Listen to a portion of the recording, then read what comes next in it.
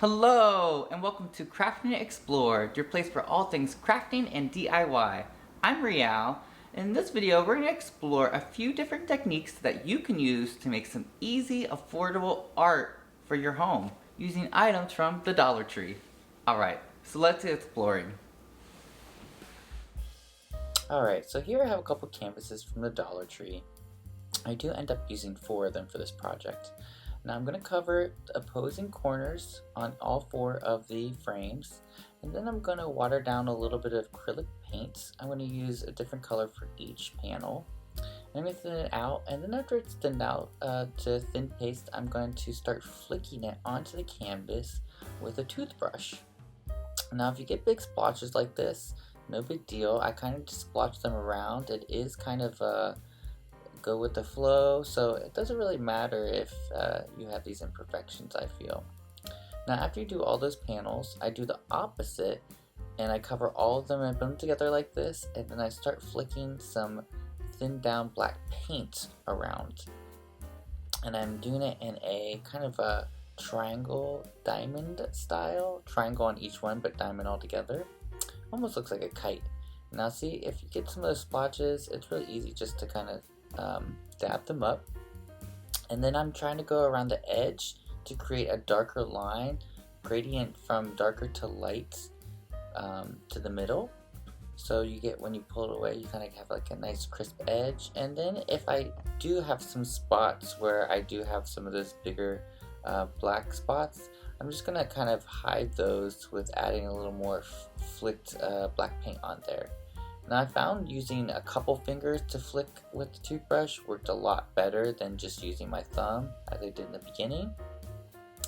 And once it's to my liking, I'm going to stop, and then I am going to add a little bit of kind of like a gray white just to add a little more interest to the middle, add a little more depth since there's the white underneath there. And then I'm just going to pull it away, and you'll see how you have that kind of crisp line in the middle. And I do go through and I touch up each panel to kind of blend it a little better. And here we have it on the wall. Now I could have hung it a little better, but this is just to show you how it looks. I really like this technique, and I think it'd be really cool to try in some different ways. I felt like this was a great test to see if it was applicable to try for something else. I'm really excited to try this technique with another shape and maybe a bigger canvas.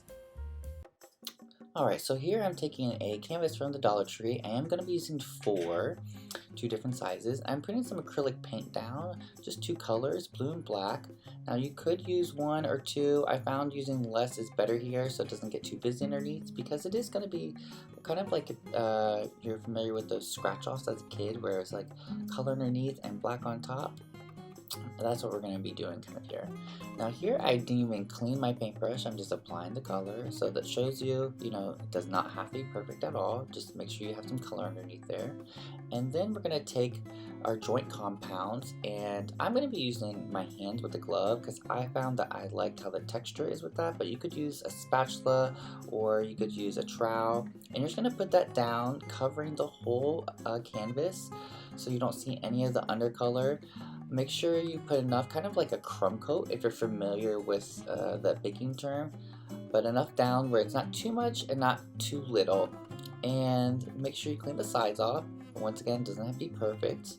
And you're just going to take your trowel and rake through it. Now I'm going to do a U shape here, but you could do any shape you wanted. If you don't like the shape, you could even go back and redo it. Here I'm just adding some more texture.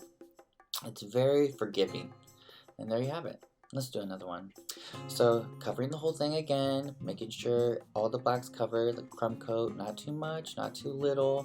Don't care about the texture, that's actually a good thing. It's gonna make your piece more interesting.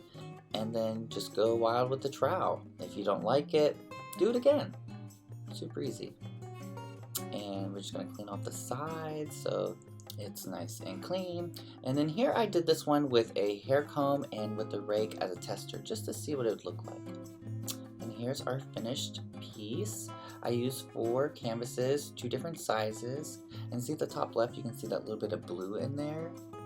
Nothing on here is perfect, and I think that's the cool thing about it. Like if you did a really big canvas with a couple of streaks in it, I think that could totally be a really striking piece for your home. But I really love this. I love how it has depth to it. It's just a really cool piece. But let me know what you think. Alright, so we're going to start off with some water and some concrete fortifier and some concrete. And I work with concrete a lot, so I kind of just have these measurements down. But if you have any questions, just let me know and I'll be happy to answer them. So we're going to make like a slurry that's kind of like a thin pancake batter to put onto our canvas. You want to put this layer on so it helps the concrete rag soak and hold to the canvas better. Now make sure that you have the whole back covered. It doesn't have to be a thick layer. And I like to do this all at once. I found that it adheres better, so you don't want the canvas to dry first. Now I'm just going to take some old ribbed cotton shirts and cut them up, but you could use any fabric. Now you'll notice that it does soak up the water quickly, so you want to add a little more water to your mixture to make sure that your shirt is completely saturated, or your fabric.